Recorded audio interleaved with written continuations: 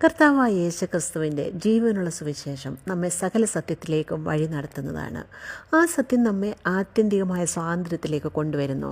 പരിശുദ്ധാത്മ ശക്തിയിൽ ആശ്രയിച്ച് ദൈവവചനം ഗ്രഹിച്ച് വിശ്വസിച്ച് അനുസരിച്ച് ആ സ്വാതന്ത്ര്യത്തിൽ നാം അടിയുറച്ച് നിലനിൽക്കണമെന്ന് ദൈവം നമ്മെക്കുറിച്ച് ആഗ്രഹിക്കുന്നു.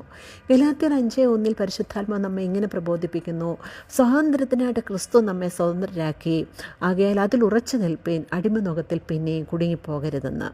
കർത്താവ് തൻ്റെ അനന്തമായ സ്നേഹത്താൽ നമ്മെ വിളിക്കുന്നത് നാം ക്രിസ്തുവിൽ നിലനിന്ന് ആത്മീയ വളർച്ച പ്രാപിക്കേണ്ടതിനാണ്.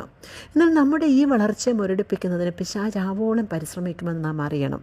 ദൈവവചനം ശരിയായി പഠിക്കുന്നതിനും അനുസരിക്കുന്നതിനും അതിലൂടെ ക്രിസ്തുവിനോട് നാം അനുരൂപപ്പെടുന്നതിനും അനുവദിക്കാതെ നമ്മുടെ സ്വാഭാവികമായ വളർച്ചയെ മുരടിപ്പിച്ച് നിർത്തുന്നതിന് സാധ്യമായ എല്ലാ വഴികളും അവൻ പ്രയോഗിക്കും.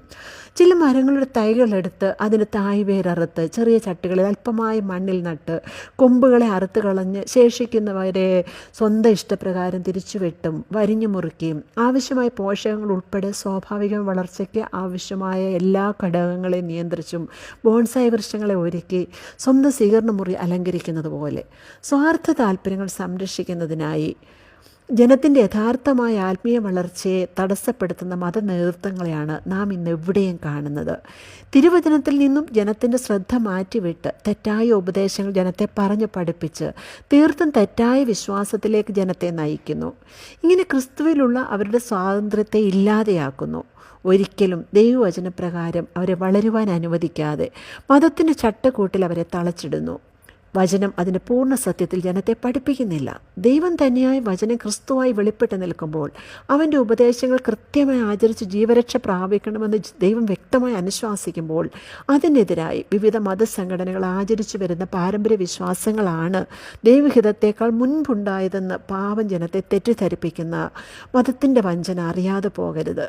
കർത്താവ് തൻ്റെ ഐഹികകാലത്ത് നിലനിന്നിരുന്ന മതപൗരോഹിത്യത്തെ ശാസിച്ച് പറഞ്ഞതുപോലെ അവ സ്വർഗരാജ്യത്തിൽ കടക്കുകയുമില്ല, കടക്കുന്നവരെ കടക്കുവാൻ അനുവദിക്കുകയുമില്ല എന്ന നിലയിലാണ് കാര്യങ്ങൾ പോയിക്കൊണ്ടിരിക്കുന്നത്.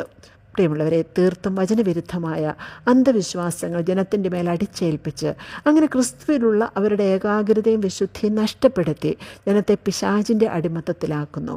ക്രിസ്തുവിലുള്ള സ്വാതന്ത്ര്യവും സന്തോഷവും പ്രത്യാശയും ജനത്തിനിങ്ങനെ നഷ്ടമാകുന്നു. കർത്താവിനെയും അവിടുത്തെ അരുളപ്പാടുകളെയും വിശ്വസിച്ച് അനുസരിച്ചാൽ മാത്രമേ നാം ദൈവസന്നിധിയിലെത്തി നിത്യജീവൻ പ്രാപിക്കുകയുള്ളൂ. ദയവായി ശത്രുവിൻ്റെ തന്ത്രങ്ങളെ തിരിച്ചറിഞ്ഞ് സ്വാതന്ത്ര്യം പ്രാപിക്കുക.